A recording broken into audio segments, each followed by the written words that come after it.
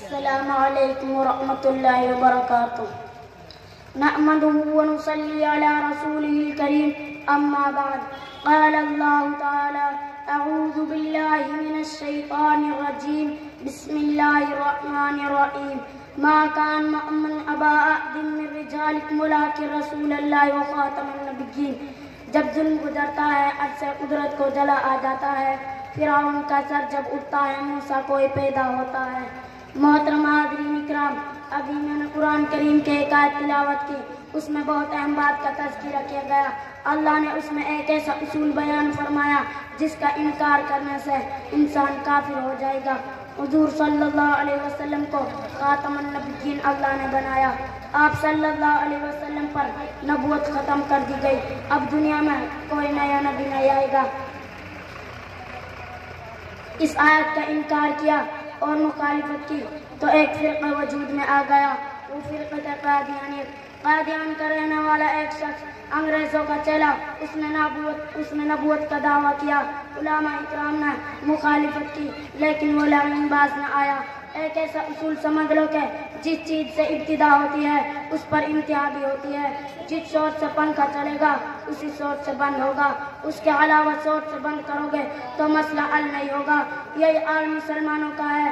بے دینی کی ہوا اتنی عام ہے کہ دین کی طرف امت کا آنا مشکل نظر آ رہا ہے۔ ابتدا ہوتی ہے تو انتہا بھی اس پر ہے کہ اور اس پر سب کا اتفاق ہے کہ حضور صلی اللہ علیہ وسلم کے بعد کوئی نبی نہیں آئے گا۔ حضرت آدم علیہ السلام کو جب تخلیق ہوئی تو دیکھا کہ عرش پہ لکھا ہوا ہے لا الہ الا اللہ محمد رسول اللہ۔ پوچھا اللہ سے کہ یہ کیا ہے؟ فرمایا اللہ نے کہ یہ آپ کی ذرت میں ہے، یہ آخری نبی ہے اور انہیں ابھی سے نبوت دے دی گئی مگر ظہور بعد میں ہوگا۔ حضرت آدم علیہ السلام کو جب لغزش ہوگی تو توبہ اور معافی حاصل کرنے کے لیے بہت گہری وزاری کی۔ مفسرین نے لکھا کہ وہ عرش والی بات یاد آ گئی اور ان کی معرفت سے مانگ توبہ قبول ہوگی۔ بہرحال ساری دنیا میں قانون ہے کہ جس چیز کی ابتدا ہے انتہا بھی۔ نبوت کی ابتدا حضور صلی اللہ علیہ وسلم سے ہوئی تو انتہا بھی انہی پر ہوگی۔ اگر کوئی نبوت کا دعویٰ کرے اور روپیوں کا لالچ دے کر اس کا اقرار کرے تو کہہ دو کہ سب کچھ بیچ سکتے ہیں لیکن ایمان کا سودا نہیں کر سکتے۔ لہذا آج کل جہاں جہاں قادیانیت پھیل رہی ہے، غریب طبقہ کے مسلمانوں کو روپیوں کا لالچ دلا کر ان پر ایمان کا سودا کرواتے ہیں۔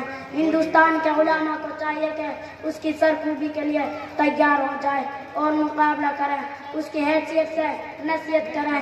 ہندوستان میں جتنے فتنہ رونما ہوئے آزادی کے بعد مسلمانوں نے انہیں برداشت کیا۔ کل 2150 بلکہ اس سے بھی زیادہ فتنہ رونما ہوئے لیکن مسلمانوں نے صبر سے کام لیا اور سب کے لیے تیار رہے ہیں۔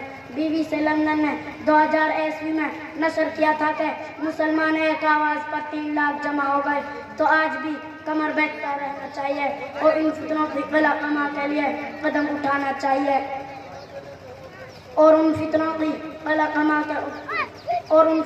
قلع کما کے لیے قدم اٹھانا چاہیے۔ پہلی امت میں دین کا کام صرف نبی کرتا تھا، آج اس امت میں یہ علماء کا کام ہے اور ہمیں بھی تیار رہنا چاہیے۔ اللہ عمل کی توفیق نصیب فرمائے اور اس کام کے لیے ہمیں قبول فرمائے۔ وما علینا الا البلاغ۔